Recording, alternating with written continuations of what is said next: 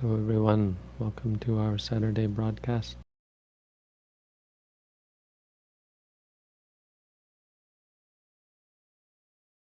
We'll start with a short Dhamma meditation session and then head on into Q&A session. So at this point,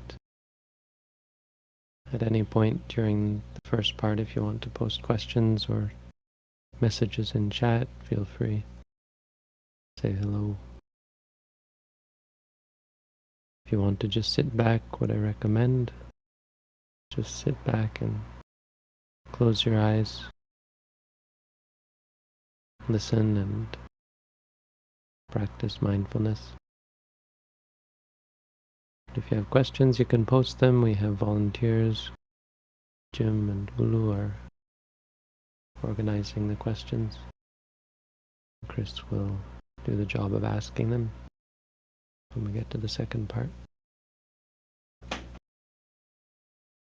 the first part, I'll talk a little bit about today, talk about danger. So one of the definitions, sort of an adapted definition of the word bhikkhu, means one who sees bhaya, bhayang-ikatiti, bhikkhu. Samsara bhayang-ikatiti. One who sees the danger, the bhaya, in samsara, called a bhikkhu. Buddhism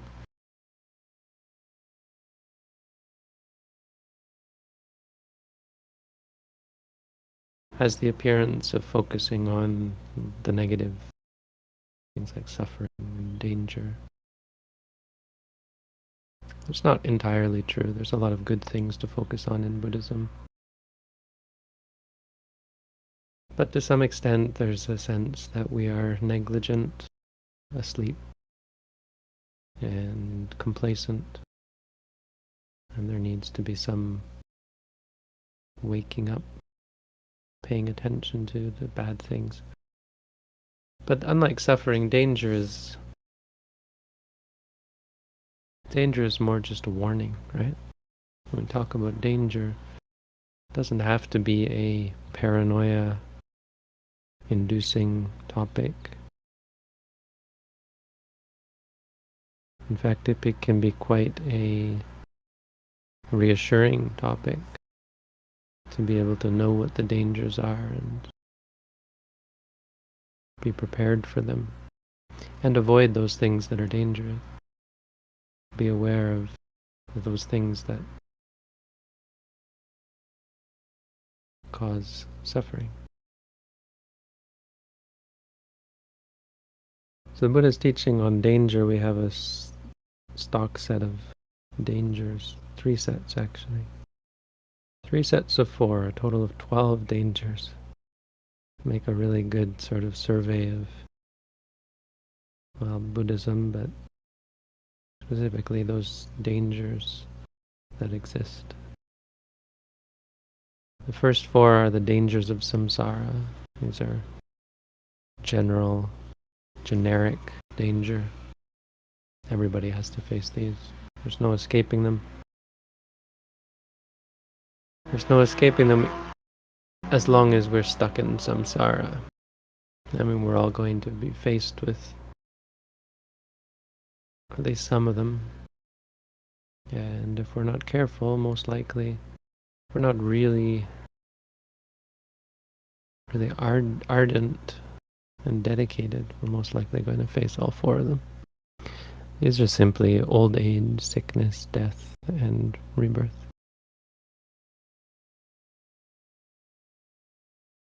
We all have to face these things. These are dangers that are on the road ahead for us. And you can call them dangers as opposed to, say, suffering, because they don't have to be unpleasant.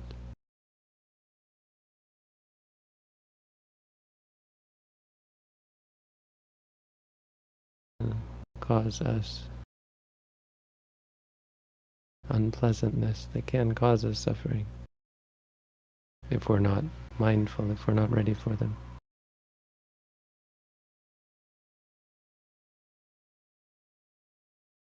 So getting old has some really great things to it. I mean, old age, the plus side of it is you gain experience, and you gain some basic qualification in the sense of having an established seniority. You can't fake old age, right? You can pretend to be an accomplished. You can pretend to be accomplished in many different things. You can't pretend old age. If you're not old, you're not old. You can't fake it. You can't just buy it.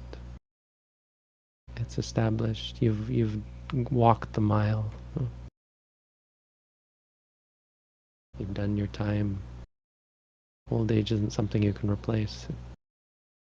So a person who is senior, an older person, gets more respect, and rightly so to some extent. It's not, of course, the biggest factor in whether you should respect someone, but it is a factor. I mean, not obviously just because you've lived longer, but because through living comes experience.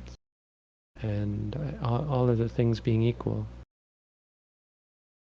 I don't know that you can find anyone who hasn't learned, hasn't gained some knowledge, and you might say wisdom, at least in a worldly sense, through growing old. But old age is a scary thing, dangerous, because there's lots of breakdown of the body, breakdown of the faculties. Your eyes get worse, your ears get worse.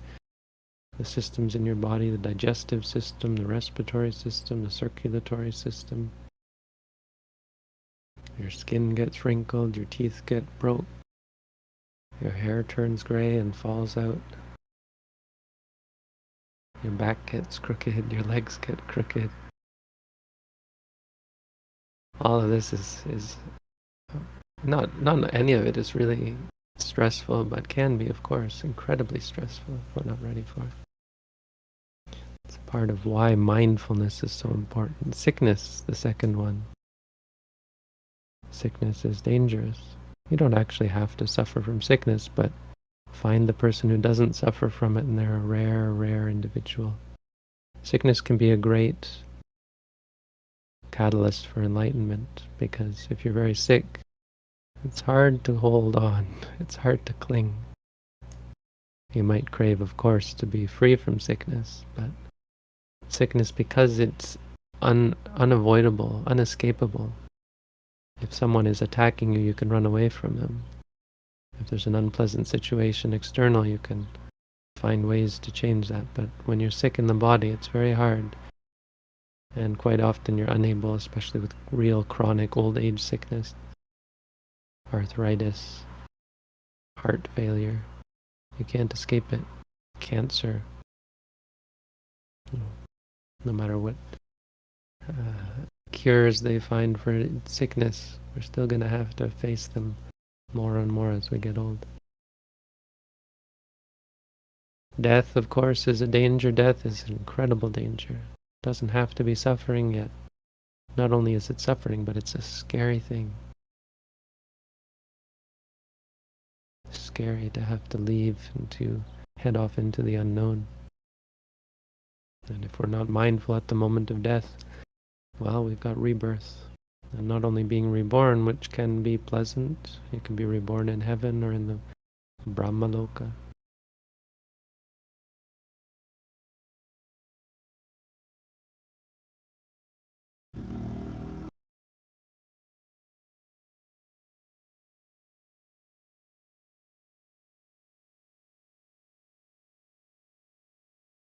But rebirth is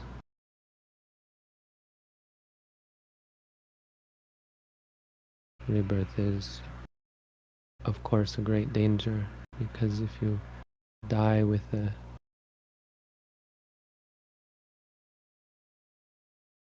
corrupt mind, you're likely to be in grave danger of suffering.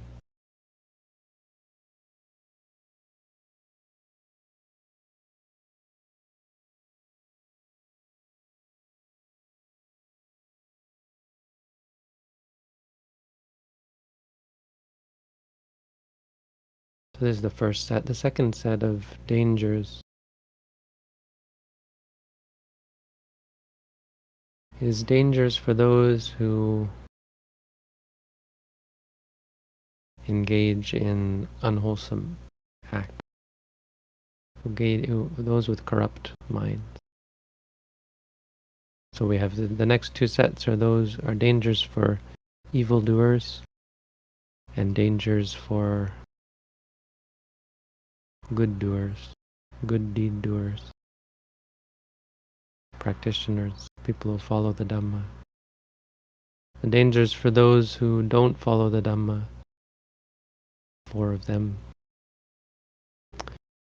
The first is punishment.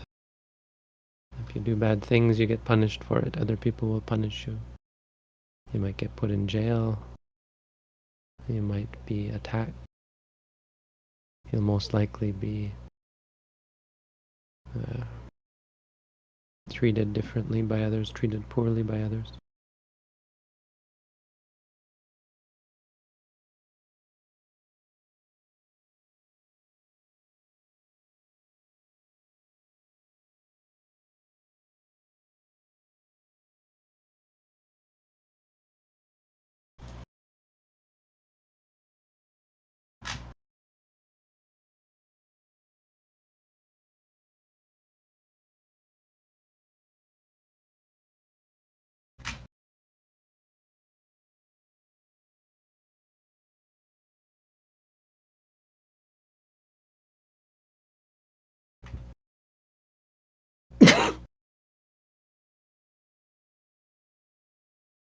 Excuse me.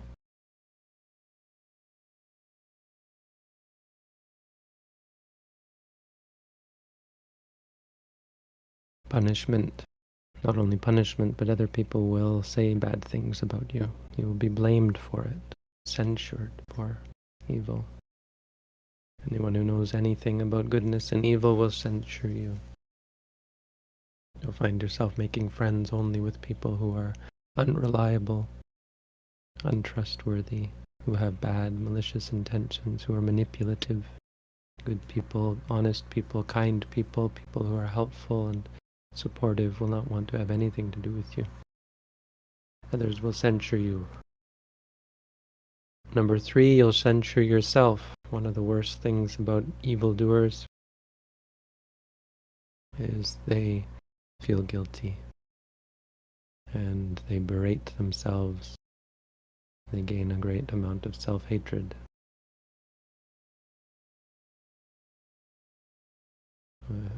Reminding themselves when they're alone of their bad deeds.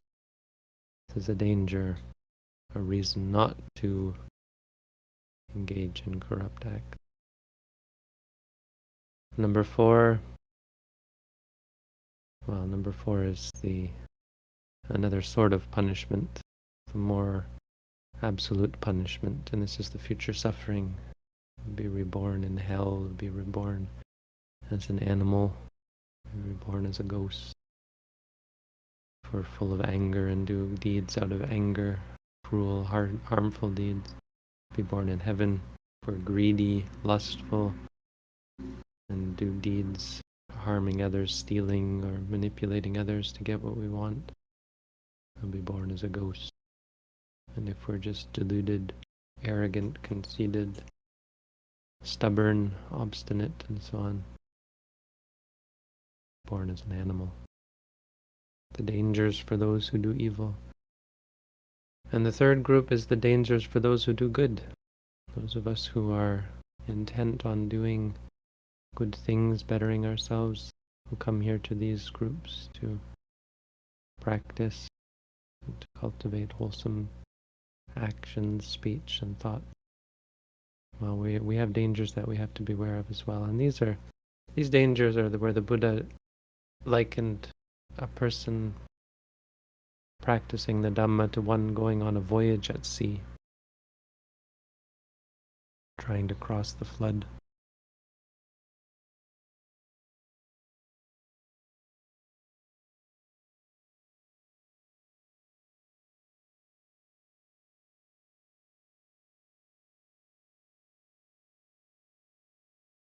The first thing a person trying to cross the ocean of samsara has to worry about is the waves.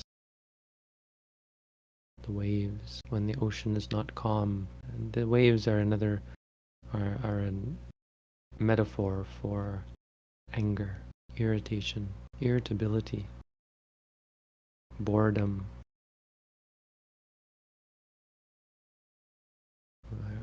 where we become averse to practice, we become averse to teachings, we become averse to advice from our teachers, where we have anger and self-righteousness or wrong views that lead us to think we can just, or we shouldn't be torturing ourselves by walking back and forth and sitting still and putting up with bad things. We don't want to put up with them. We're angry and annoyed and irritated. I mean, of course, any new meditator has to deal with these things. And it's just one of the important things to be aware of, because it's what causes us to lose our way. When we can't be mindful of it, when we're unable to catch it.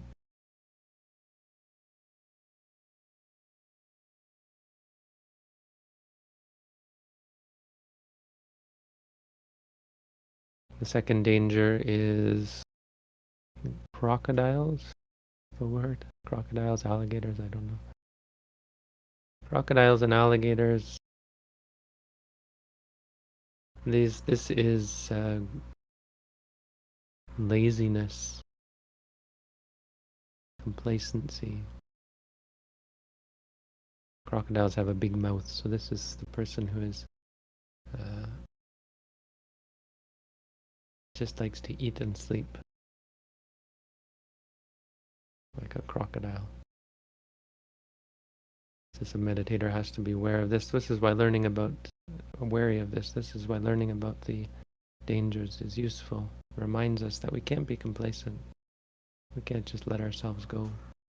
We have a reason for practicing until we become strong and fully formed as a human being, as a being, fully formed in the spiritual sense, so that our faculties are mature. Well, we have to work at that. We can't be lazy and just eating and sleeping and doing nothing. Of course, talking about when we're in a meditation course or as a monastic in a monastic setting. You don't have to work. Your work is in the Dhamma, so it's easy to become lazy, complacent. The third danger is sharks. Sharks are sexuality. Lust for sexuality. So specifically people who might drag you down like a shark, grab you, bite you, and never let go. It's easy to lose sight. This is especially for a monastic who might become entangled with a non-monastic. Maybe people coming to the monastery or meditation center. But it can happen to meditators as well at a meditation center. Becoming enamored with someone else and losing track of their practice, losing sight of their practice in favor of this exciting, new, potentially satisfying part of samsara that's somehow going to buck the trend of being unsatisfying. So we easily become caught up in that. A shark, or someone who's dedicated to meditation, getting lost and sidetracked in romance is a danger. And the fourth is whirlpools. Yes, the ocean has whirlpools that can drag a ship down. Samsara has whirlpools that drag a meditator down and send us around in circles. And this refers to sensuality, not just sexuality or romance, but sensuality. This is attraction to sights and sounds and smells and tastes. attraction to entertainment and beauty and beautification and so on. Things that not only send us around in circles, but drag us down as well. One sort of more profound example of this is the sensuality of meditation, where you see lights, colors, pictures, or feel blissful feelings. Sometimes the body experiences pleasant feelings, sometimes in the mind, calm or peaceful or happy feelings. This is all still sensuality.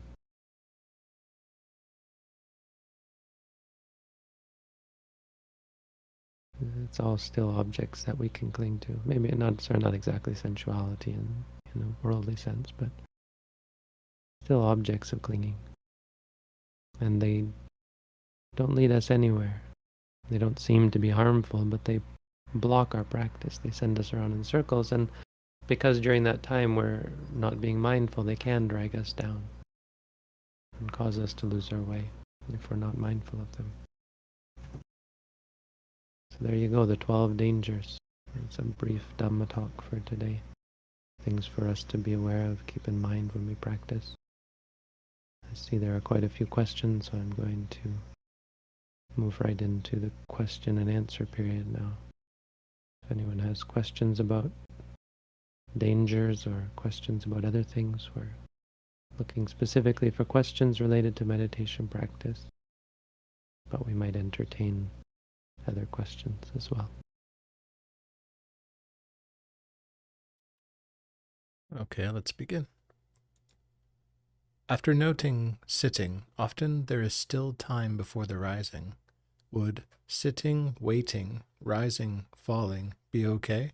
Should I elongate waiting as a physical observation of the stillness of the stomach? I mean, you can. I wouldn't make a habit of it or turn it into a real practice. You don't have to say anything. You can just wait or just say sitting a couple more times if necessary, but I wouldn't make a habit of it. Just if it really takes a long time.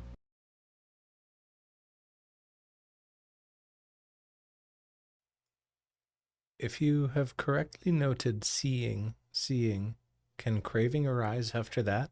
Or can it only arise if your mindfulness wasn't on point? So it's not magic like you can somehow correctly note. But if noting has come to the point where it triggers states of mindfulness or it evokes states of mindfulness, then no, there won't be craving arising after that. But it's not about you correctly noting. It's more about the mind being disposed in that direction through repeated noting. So don't think that you can somehow do it right or wrong, or that you have to make sure you're doing it right. You just have to be patient and let the mind learn, and you're just directing the mind in the right direction.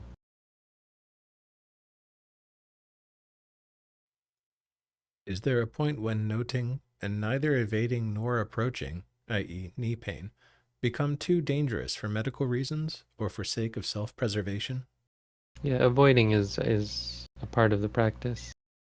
You avoid things that are going to be harmful, like injuries, so you have to be aware of your body's limits. And if you think you're going to go beyond them, just switch your postures, that's all. Do it mindfully.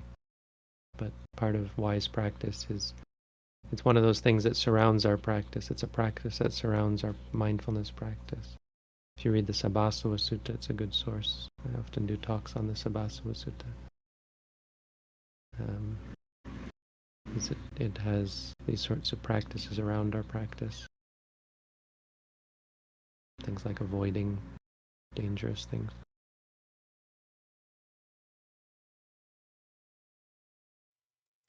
In my meditation, I am tormented by the thought that I have a great responsibility to help other beings in samsara to be happy, but can I rather focus on myself with a good conscience? You can do whatever you want. So let's start with that. You can do whatever you want. There's no God or Buddha telling you what you have to do. You can do whatever you want. And if you do good things will happen. If you do bad things will happen. So that being said, the state of being tormented about a thought, because a thought can't torment you. Thoughts are just thoughts. Be clear about that. But being tormented by the thought and giving rise repeatedly and habitually to torment has no benefit to you or others. It's harmful to yourself and it's harmful to others. So you're not actually benefiting from that torment. So you'd be better if you let go of that. That's where I would direct your attention in this regard. It will help you and it'll help others. You don't have to have any kind of idea of focusing on yourself or focusing on others. You just, well, one thing you have to understand is how important quality of your mind is in order to help yourself and help others. So without cultivation of mental development, you're no use to anyone. It's an important point to keep in mind for those who think they should be helping others. Don't just do something, sit there.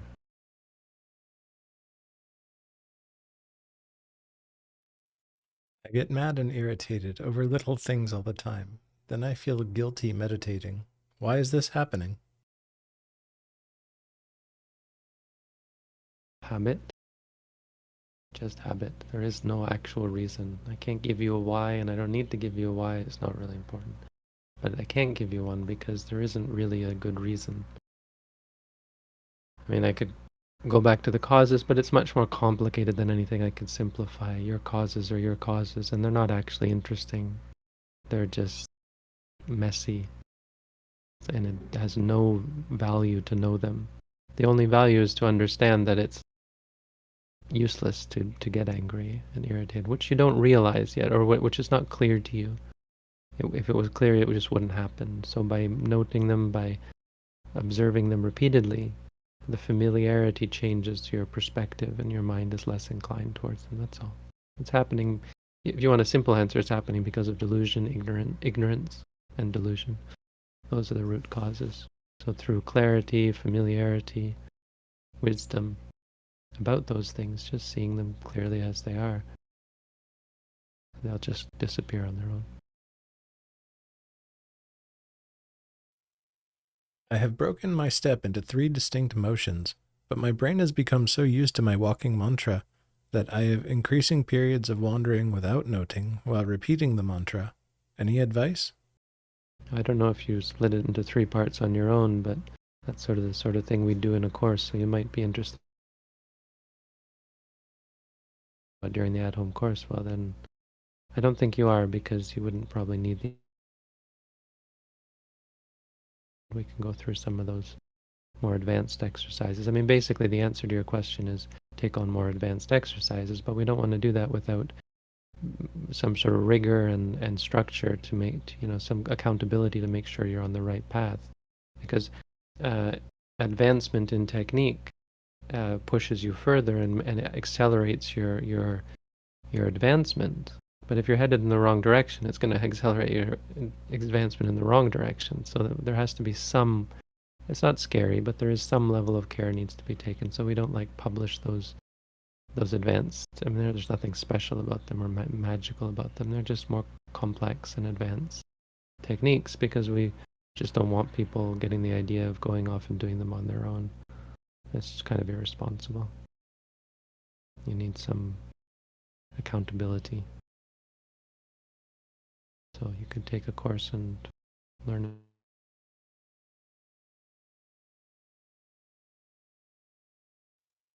I often deal with deep sadness. I meditate every day, and often meditation difficult.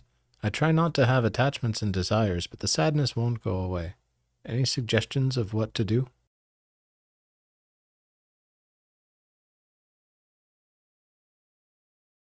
Well, meditation is always going to be challenging.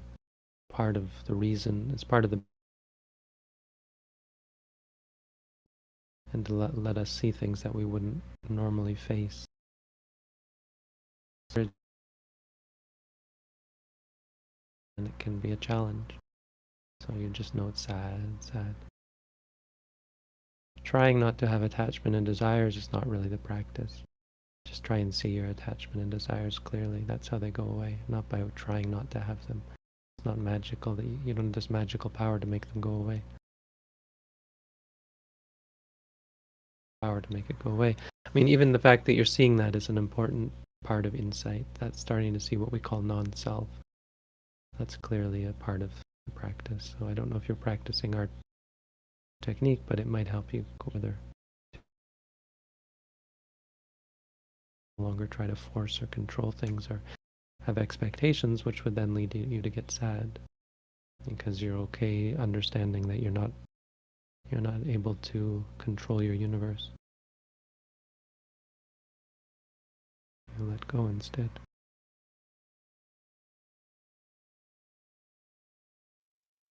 When meditating in nature, I note that I enjoy the natural beauty around me. Is that permissible, or do I simply note it as thinking? Liking is an important one. It's one of the 5 hindrances.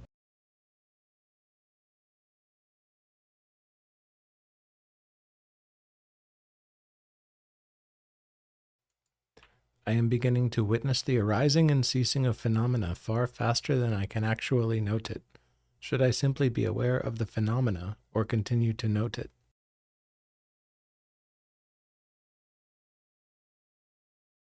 Well, if you're witnessing that, just say knowing, but don't note fast. Try and come back again to the main exercise of watching the stomach rise and fall.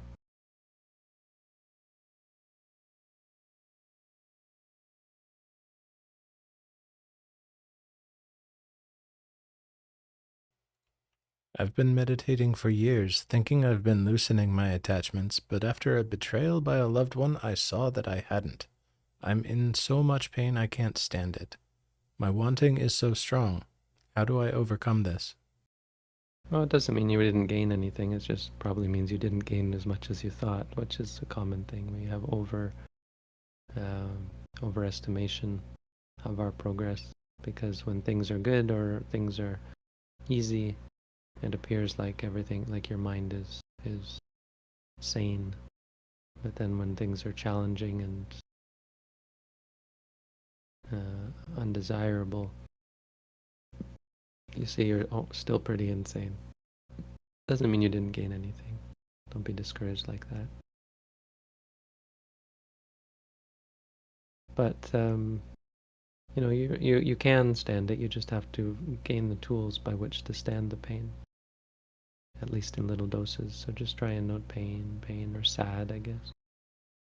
Wanting, if you wanting. It's not going to make it less painful. It's just going to help you let go of it, because you'll see how painful it is to cling. You're just going to show yourself how painful it is. And you'll start to let go, because the pain only comes from clinging. You're not in pain if you don't cling, so show yourself again and again and just reiterate to yourself the pain. When you see it clearly enough, your mind will let go. There's no question. It's not magic. It's not mysterious. Patience is what you really need, because you're dealing with hard emotions. Don't have high expectations. Just be patient. And cutting it like an axe. My teacher said, when you're cutting down a tree, you cut with an axe. You don't cut in one swipe. You have to chip away at it.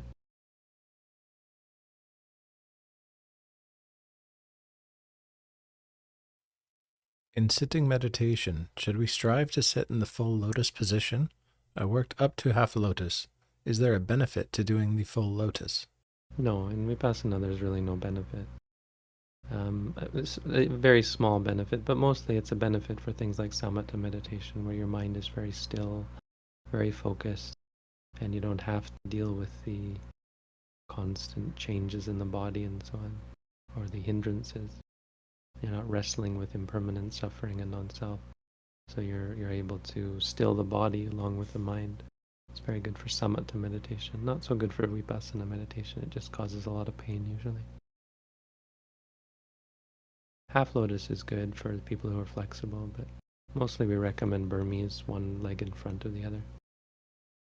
I mean, it's called Burmese because the people in our tradition were always doing it, I think.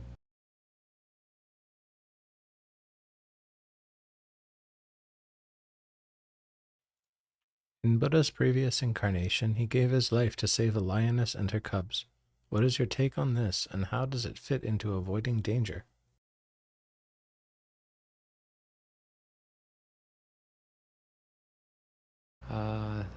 Let me think about that one. I'm not sure that that's an orthodox Jataka tale.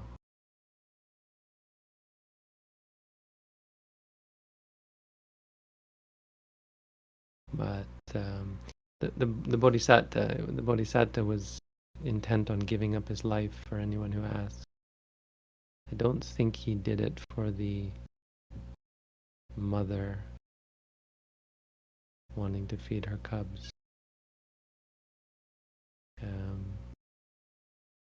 But I think he did that sort of thing for human beings. He sacrificed... I'm thinking now whether he sacrificed his life ever.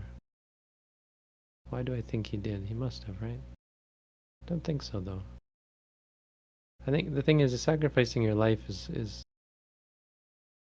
trying to think. Well, as a deer he did, but he didn't end up dying from it. I don't think the way that Jataka describes the Bodhisattva as throwing himself off a ledge to feed a hungry lioness and her cubs. But I don't think it's about avoiding danger. It's just that it's not the best use of his life, right? So much better he can do than feeding animals, even if it means they die, because the animal world is so unstable anyway and fraught with unwholesomeness that you really don't get a lot of headway by trying to help animals. And if he's a human being, I mean, think of how much good he could do in his life. It doesn't seem all that noble, even though it sounds noble and it sounds like what a sacrifice, and because we like to think of a mother cub and being able to feed her cubs, and a mother lion being able to feed her cubs, and how sad it is that she can't. But I'm not convinced that he would have done that. Anyway, the Jatakas are, I mean, they're stories, and it's hard to say that all of them are really accurate. So I wouldn't try to read too much into them. They're great stories, and the ones that are orthodox some of them are just incredible work of literature and with allegory, with morals, and they give a sense of the way a Buddhist person might live, or Buddhist people might live, and a Buddhist thoughts on how to live. But there's a lot of stuff in them that's also a little bit superfluous. But remember, it wasn't a Buddha who did that, so it's not something you can take as right practice. Maybe not it, but practices sort of like that, where practices of self-sacrifice are to become a Buddha, where you have to be able to give up everything. I don't know that he would actually give up his life. Still trying to think of an example of one of the Jatakas. I've read all of them at one point, 547. 6 volumes in English. I don't remember any. I assume there must have been, but I can't remember anywhere he actually gave up his life for something. He tried to. It seems to me there must have been an occasion, but I can't think of it. If I think of it, I'll come back to it. But I don't think that is one of the actual Jatakas. I mean, there are extra Jatakas from other traditions that we're not sure are actually considered orthodox, real.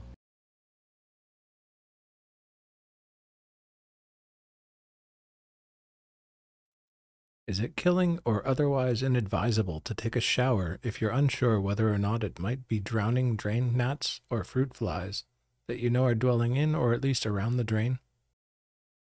No, you don't have to be concerned with the potential of killing. I mean, being careful is useful, is helpful, is wholesome, but it's not considered killing unless you know there's a being there and you intend to kill them, or you intend to do something knowing that it will kill them. Or let's say being reasonably sure that it will kill them. But the potential that something might die, it's like I can't drive a car because it might, or even probably, you could say, will kill some insects, but that's a part of samsara. Death is not a problem. Your intention is not to kill, and you're just doing something that you know is conflicting with those other beings. I mean, it's awful to have insects die when you're driving the car, but it's not killing. It's a kind of thing. These are the gray areas where it involves consideration, being considerate. But being considerate to insects is not that big of a deal. They live so short and their lives are so meaningless anyway that it's not something you have to be that considerate of. Of course, when it comes to actually killing, we don't kill insects because killing is killing. But being considerate, we don't really worry about being that considerate to animals when we can, of course. Try to, but it shouldn't be high on your list of priorities. There's just not much meaning in it.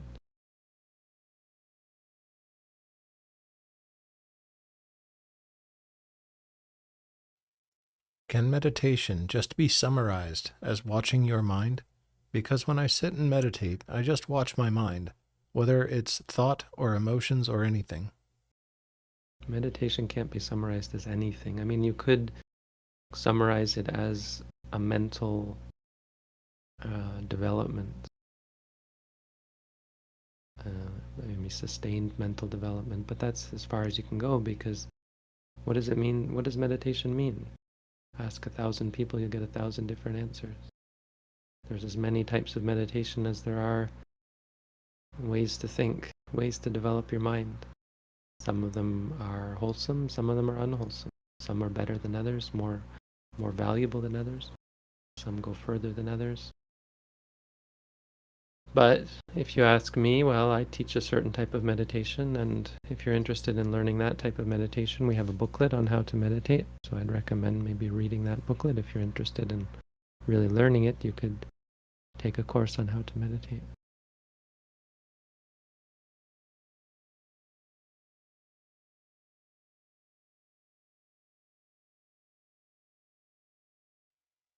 How do we remove ourselves from our own way?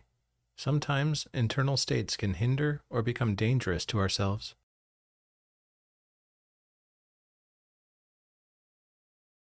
I don't, that's too vague, I think. I'm not sure I can really help you with that question.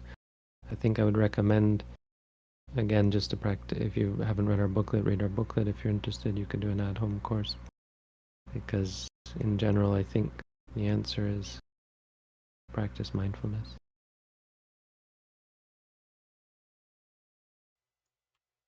I'm not sure how to know that I'm clearly seeing my attachments. I struggle to not control them or want them to go away. How do we know we are seeing clearly? Well, you struggling to not control them is another noticing how you control, because you're using control to not control, you see. So you just have to see that you're controlling them. The struggle that you have is the stress and suffering from trying to control. Trying to not control. Trying to not control is another form of control. Using mindfulness is so special because it doesn't do anything. It doesn't do any of that. There's no trying involved. You're purposefully inhibiting your inclination to try. Purposefully. That's the goal. That's the point. So if you feel the struggle, note struggling or tense or disliking or frustrated or so on. If you have doubt, which it sounds like you do, say doubting, because that's a real thing. So just note that. You're just noting tangible, real things, mental and physical. And that's how you see clearly. You're already seeing. You're seeing how you struggle. Being able to describe it to me means you're seeing. And that's more clearly than perhaps you saw before, because you're noticing what happens when you try, and when you try it doesn't work, and so I don't know what I'm doing wrong, but you're actually doing something right because you're seeing that it's not under your control.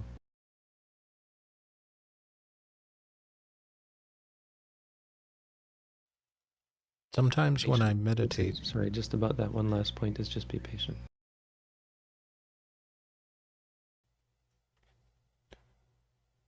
sometimes when I meditate, I find myself in a state in which I don't know whether I am aware or not. Sometimes there is nothing to be aware of.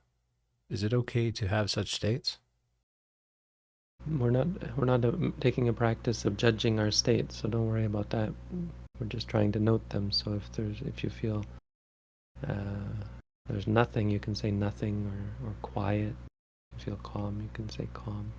If you just know that there's nothing, say knowing. If you're not really conscious, then you'll have to do something when you come back, because during that time, if you really can't be mindful, well, then there's nothing you can do.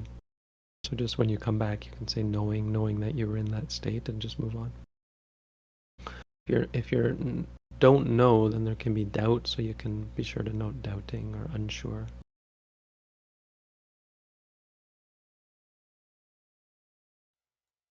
When people punish us in a way that is against the Buddhist values, are we to accept their wrongdoing as our punishment? So we don't accept things as punishment per se. We try to see things clearly. And when you see things clearly, the answers will come to you. How you should respond will come to you. I mean, this is talking about age. I mean, experience is going to make you better at dealing with situations that can be very complicated, and you might respond in the wrong way. The learning experience. Mindfulness will help put you in a position where you're able to not only approach the situation with the best intent, but also learn the most from it, see what you did wrong because of your mindfulness, because of your proximity and your connection with the reality.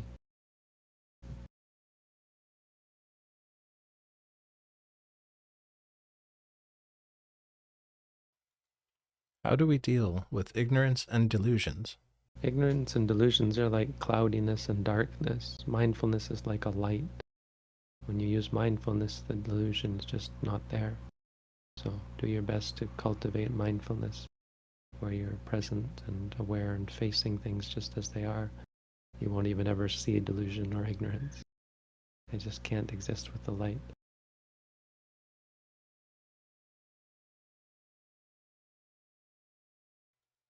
Do you have any advice for grandparents pushing their religious beliefs on you? Should I explain to them that I am Buddhist, even if it might upset them? They're very old, so I don't want to upset them. Well, doing things to upset people is something you have to be very careful about. So it's a simple equation. If it's something that is helpful and truthful and well received, then of course do it all the time. If it's not helpful, never do it, no matter whether it's well received or not. And if it's not true, never do it, no matter whether it's well received or helpful. But if it's helpful and truthful, then, well, you have to know when it's going to be. You have to know the right time and be careful about it, and have to know that it's helpful. So that's the real missing part here. Is it going to help them? Hard to say, right? How can you possibly know whether it's going to help them? Yeah, well, live and learn. Part of learning experience. I would say generally, there's nothing wrong with engaging with people within a different religious framework. If they're not interested in what you're doing, then you can be interested in what they're interested in, insofar as it dovetails with the Buddhist teaching. There are many other religions have good things about them, so find those good things and find common ground. I would say that's much more wholesome and beneficial than having a fight and losing touch with them because of your religious differences. I mean, it's a good stepping stone anyway.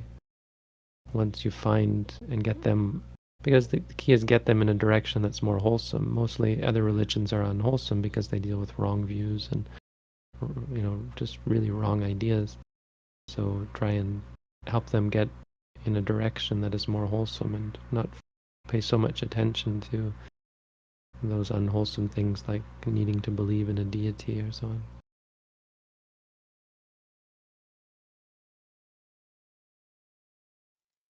How can one deal with doubts and uncertainty about Buddhism in the practice? Is this a consequence of my own ignorance? Is there even a goal to achieve? Well, doubt and uncertainty about anything is a disturbing state, stressful, unwholesome, cause for cloudiness and a cause for irrationality. When you have doubts, you're more likely to make a bad decision. So get rid of the doubt. Note the doubting. Say doubting, and that sets your mind in a more clear state where you can see this thing that you're doubting more clearly. I mean, that's Buddhism, and that's really the immediate goal, is to clear up the doubt in the state of mind that is fixated on this wrestling with something. Don't wrestle with it. Just try and step back and see it clearly, and then you'll see the different decisions, different possibilities, and you'll have a better ability to see which one is the right possibility.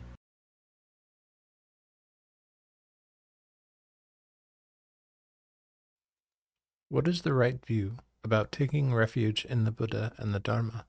Sometimes the idea of safety makes me feel somehow incapable. Well, taking refuge in the Buddha, the Dhamma, and the Sangha means practicing the Dhamma, so it's nothing about being incapable. Our refuge is not a god or a deity, our refuge is the practice. So if you're not practicing, you don't really have a refuge. So you're very much capable.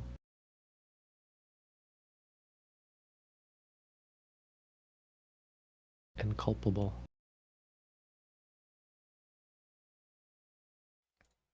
How does the experience of nibbana differ from the fifth stage of insight, bhanga-nana? How can one not be mistaken that they have attained nibbana, and it is just knowledge of dissolution? Bhanga-nana is not that. Bhanga-nana is seeing everything cease. Bhanga-nana is just where you see the cessation of things. So when the stomach rises, normally you'll see the beginning and the end, but in Bhanga-nana the mind fixates on the end, that's all. I mean, you see those things anyway, it's nothing to do with nibbana. It also involves seeing through concept.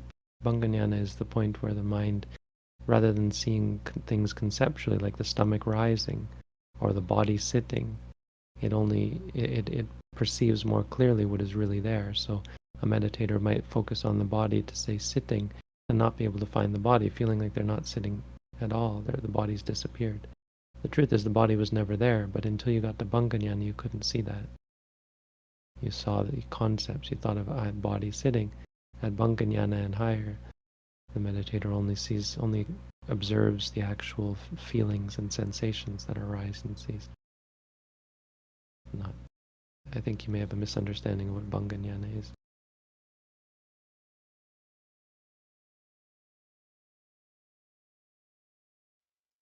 I get overwhelmed when I meditate for long enough. I can't even describe it, just a huge need to stop. I note overwhelm, but the pain of looking at attachments gets too intense for me. What do I do? Well, don't meditate quite so long, maybe, but don't be discouraged by this. I mean, it's just another experience. Become more familiar with it. Don't push yourself too hard. Try and break it up and do some in the morning, some in the evening, whatever. Do a little bit shorter sessions, not too short. A little bit shorter, but do more of them. And slowly try to approach those sorts of feelings. Don't run away from them or shy away from them. Do what you can to face them and see them clearly.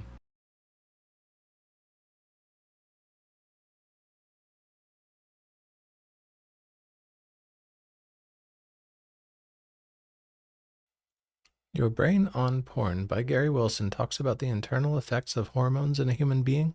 We can say that all addictions are due to hormonal action. Then how does meditation work for an addict? Well, it's not easy. I mean, it's an intense cycle, but what's missing out in all of these sorts of studies, generally speaking, is an appreciation of the role the mind plays, because they can't see the mind on their what are those EEGs? What are those things? EKG? I don't remember what they're called. A CAT scan or whatever. I don't know, whatever it is you use to see brain waves and stuff. You can't see the mind in any of those, so it appears that the brain is working on its own. That's all there is. That's all you can see, and it's not telling the whole story. So the mind that sees through rose-colored glasses, or sees through bias, through ignorance, through delusion, that's what perpetuates the cycle. And by cultivating clarity of mind, the hormones don't trigger states of desire in the mind. Even though there might be pleasurable states physically, the mind doesn't attach to those states. So a big part of addiction is going to be focusing on those pleasurable states, but it's also going to be focusing on the mental desire. It's also going to be focusing on objects that trigger the desire, and it's going to be focusing on the thoughts we might have about our desire, thoughts and ideas and views and opinions and so on.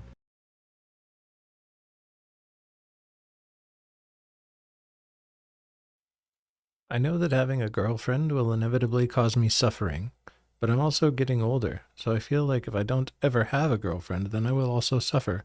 What would be the right thing to do?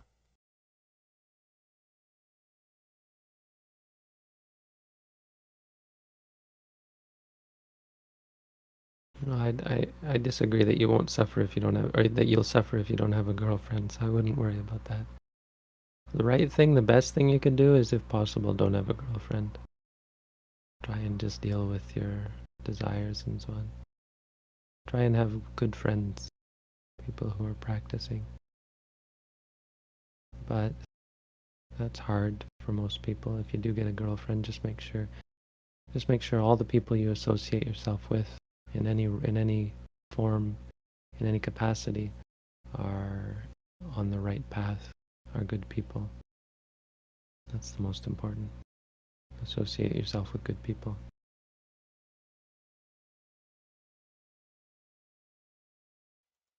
Is it okay to accept everything exactly as it is? Reality seems to allow for all things, including the deepest ignorance and the greatest of all evils. Do we simply allow space for this infinitude? Well, we don't forbid things. So it's just the word allow is misleading because it implies a sort of complacency of not doing anything about. But we do something about everything, really. We try to be mindful of it. So rather than say accept, it's not really a word that we use. We use try to see clearly. Don't worry about accepting or rejecting. Just look at seeing clearly. The mind will do the accepting and rejecting itself. And honestly, the only things that the mind really accepts are good things. So the mind will reject things like ignorance, but that'll happen by itself. We try and see clearly. The rejection and the acceptance happens through as a result.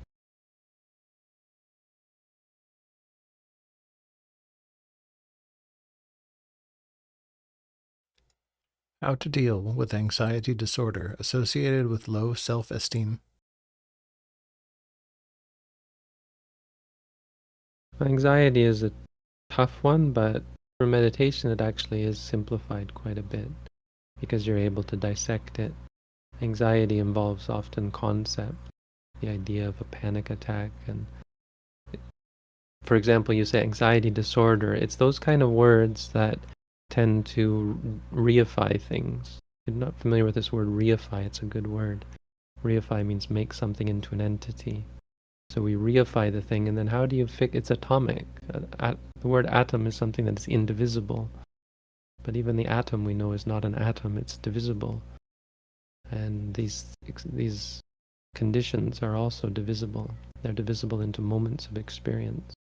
And if you can break those up into moments of experience and parts of experience, like the physical part, the tension in the body and so on, and the mental part, the emotion, the anxiety, and also the thoughts that make you anxious, and mental imagery and so on. If you break it up, you'll start to see there actually isn't a problem there. The problem was something we fabricated. It only became a problem when we turned it into a conceptual thing that was a monster or a boogeyman.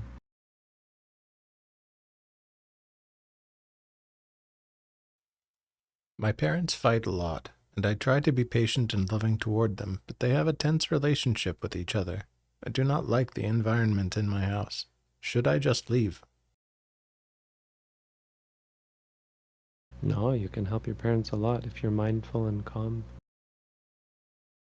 I do not like the environment. The problem is the disliking. If you get rid of that disliking, you'll help the environment a lot.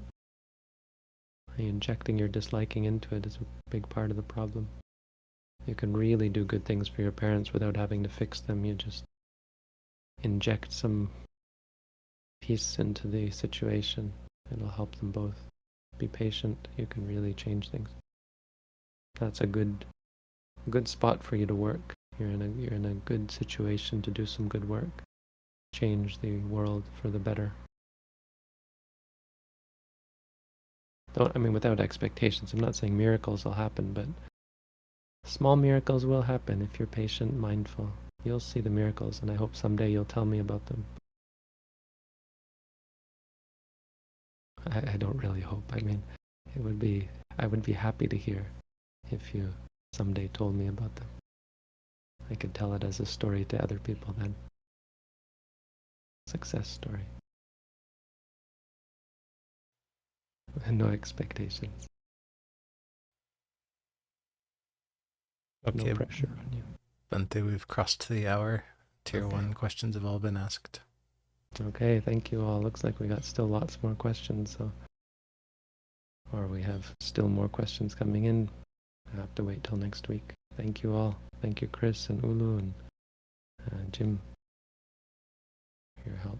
If anyone else wants to help volunteer, we sometimes need backup volunteers. Maybe there's someone in our community who would like to help organize questions. Let us know. All the best, everyone. Sadhu. Sadhu.